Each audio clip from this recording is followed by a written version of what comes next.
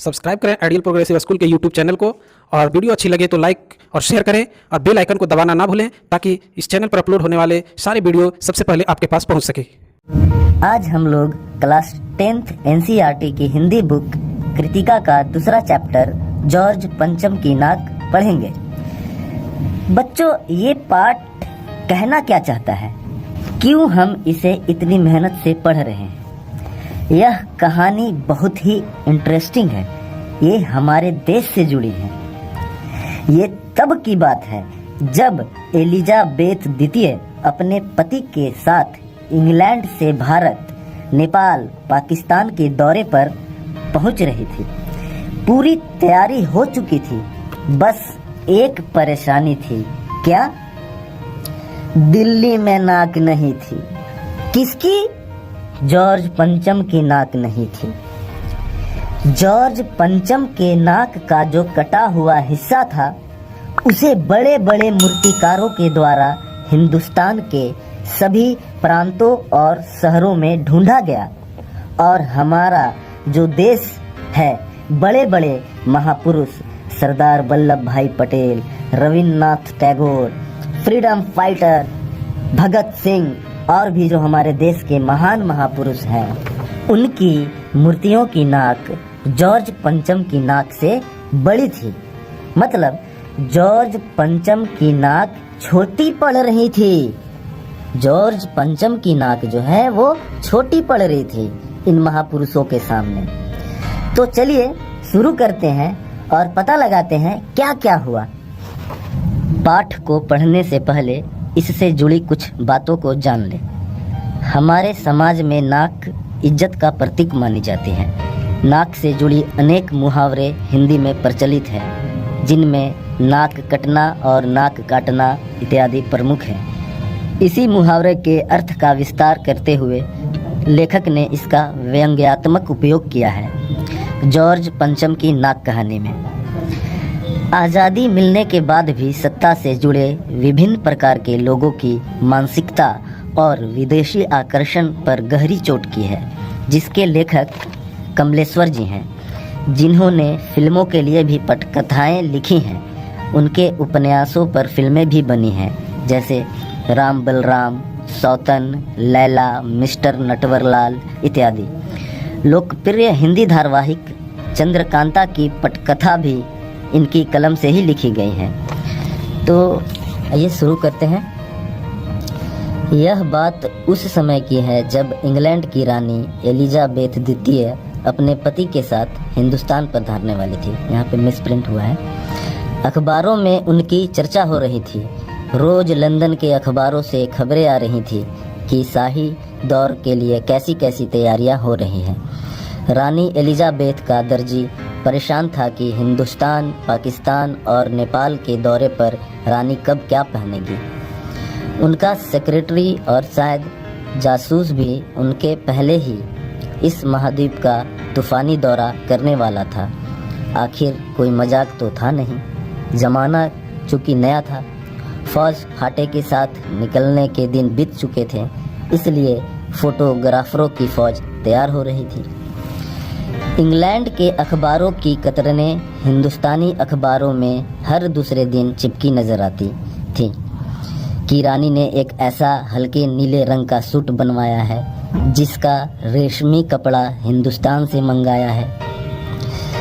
करीब 400 पाउंड खर्चा उस सूट पर आया है।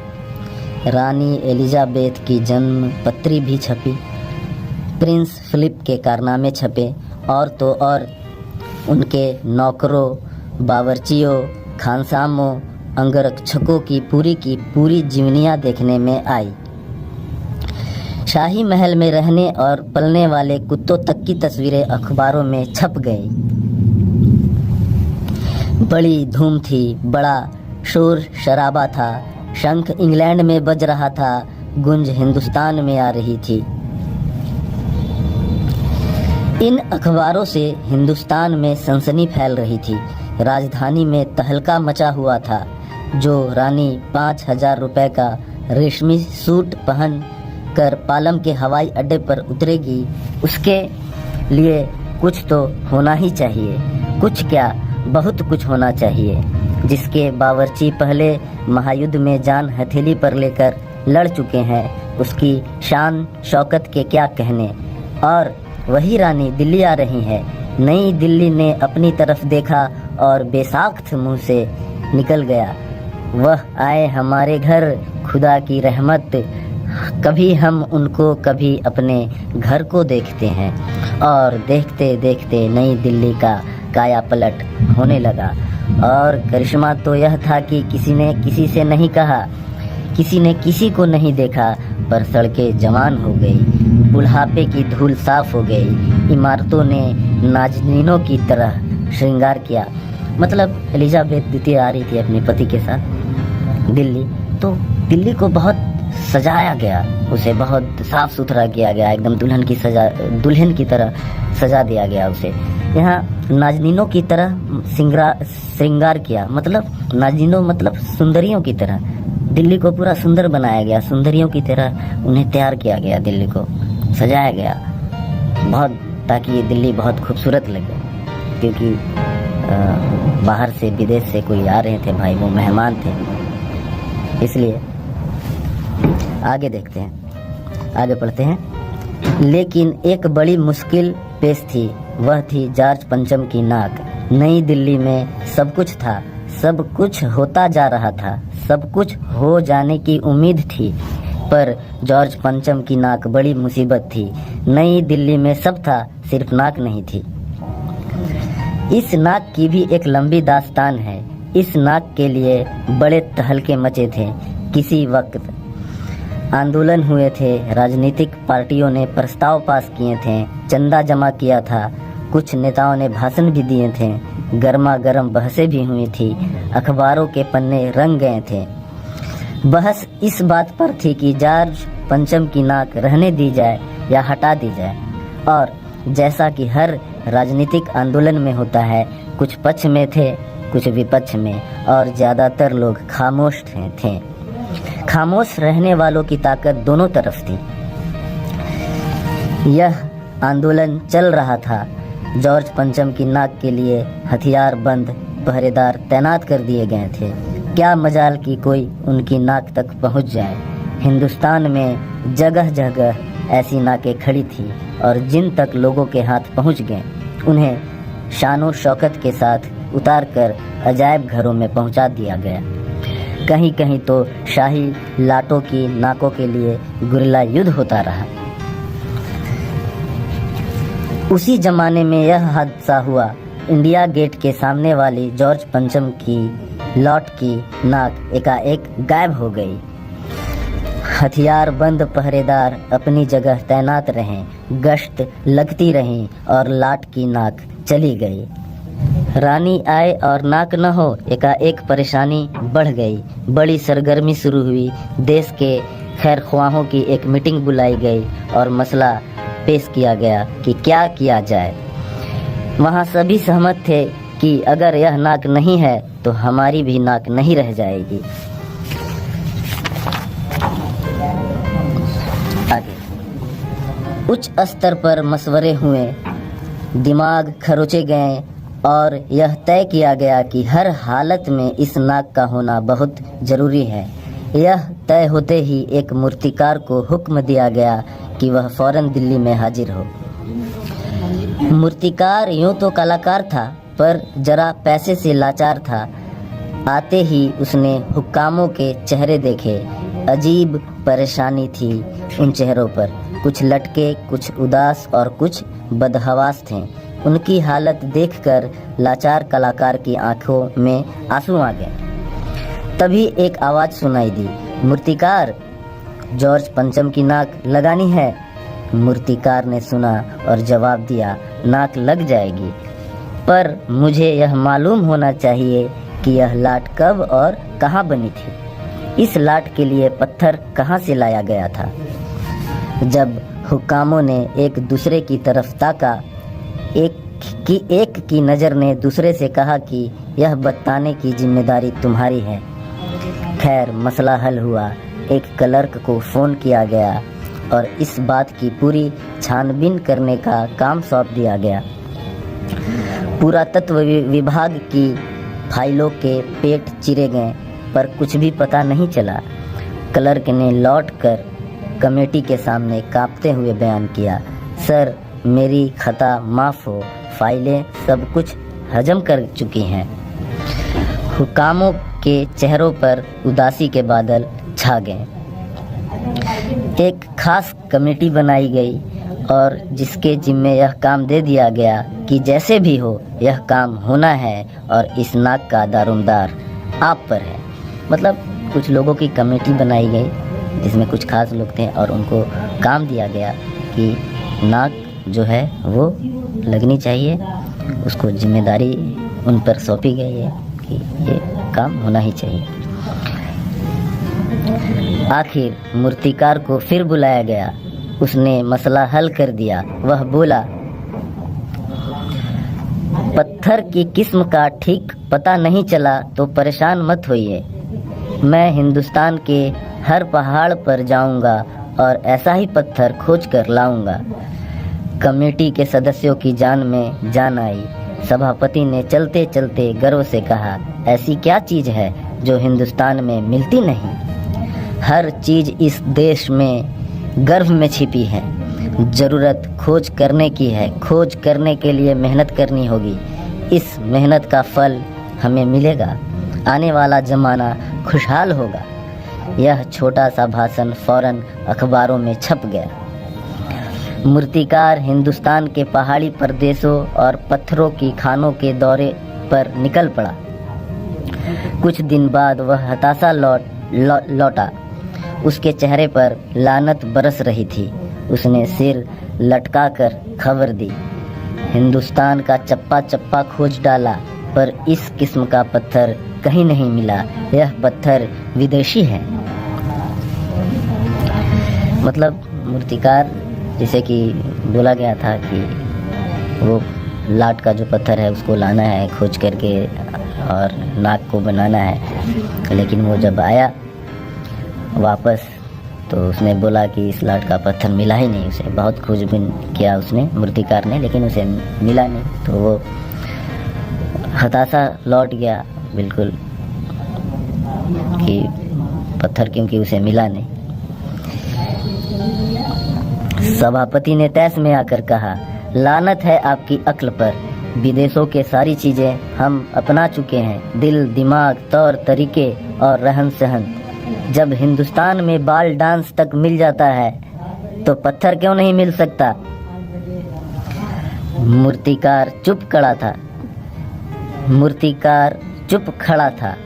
सहसा उसकी आंखों में चमक आ गई। उसने कहा, एक बात मैं कहना चाहूँगा, लेकिन इस शर्त पर कि यह बात अखबार वालों तक न पहुँचे।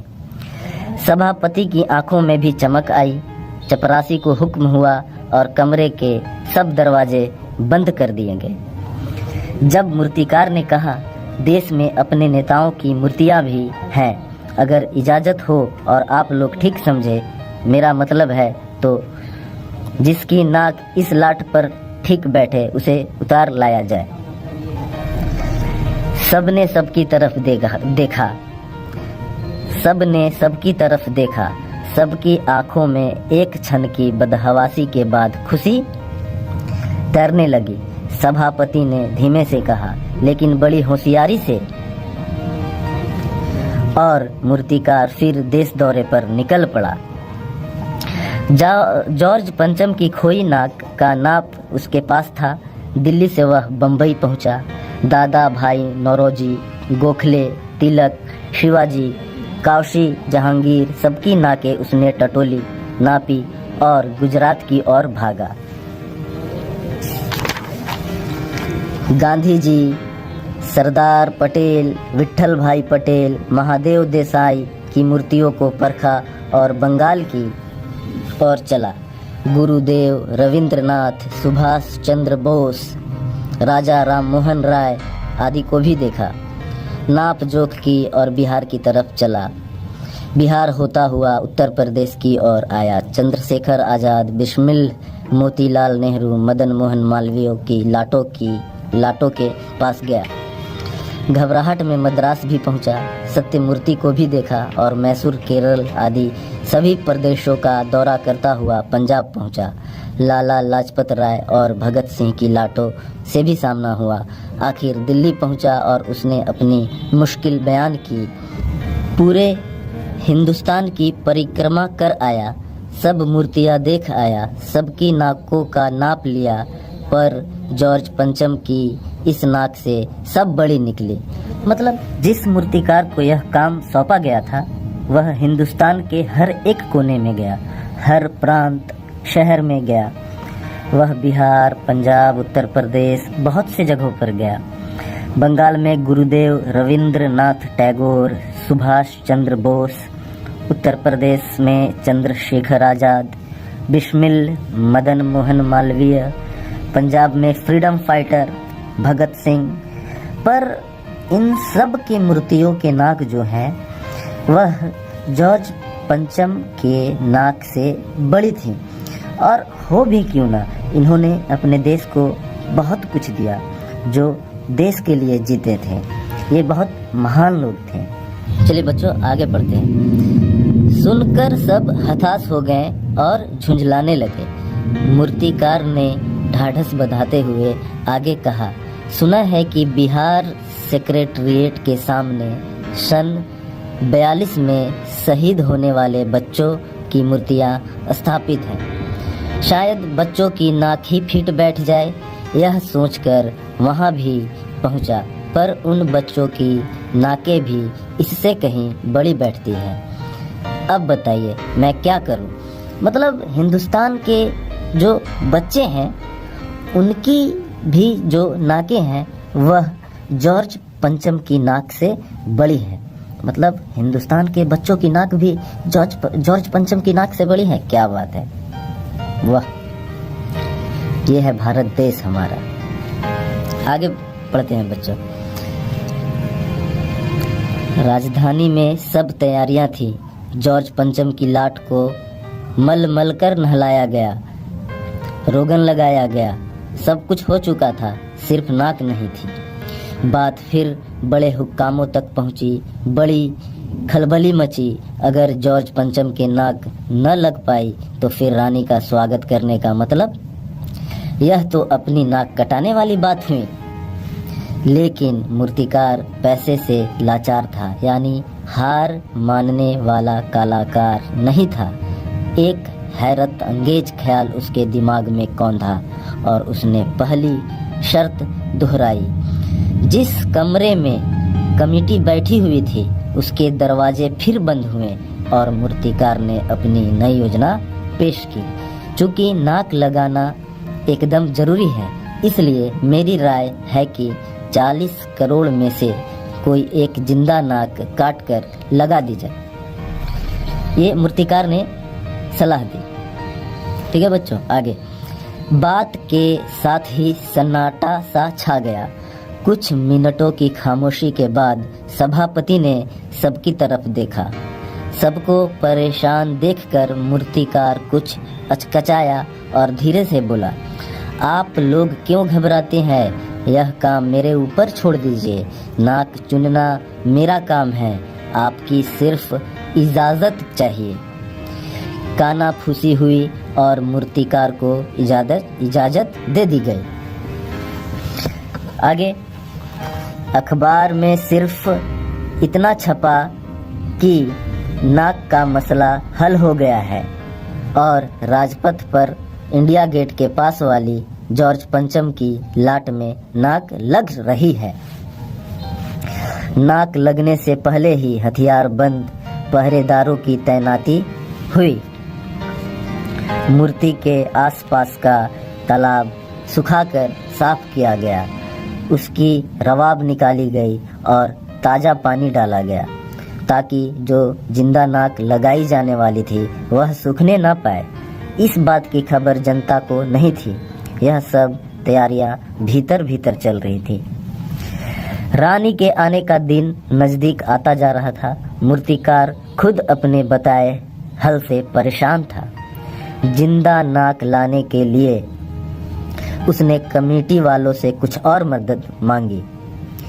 वह उसे दे दी गई, लेकिन इस हिदायत के साथ कि एक खास दिन हर हालत में नाक लग जानी चाहिए। और वह दिन आया। जॉर्ज पंचम के नाक लग गई। सब अखबारों ने खबरें छापी कि जॉर्ज पंचम के जिंदा नाक लगाई गई है, यानी नाक जो कतई पत्थर की नहीं लगती है। मतलब पत्थर की जो नाक नहीं है तो क्या लगाया गया भाई? पत्थर की नाक लगी नहीं तो लगी क्या? बहुत कौतूहल थी वहाँ पे। आगे, लेकिन उस दिन के अखबारों में एक बात गौर करने की थी। उस दिन देश में कहीं भी किसी उद्घाटन की खबर नहीं थी।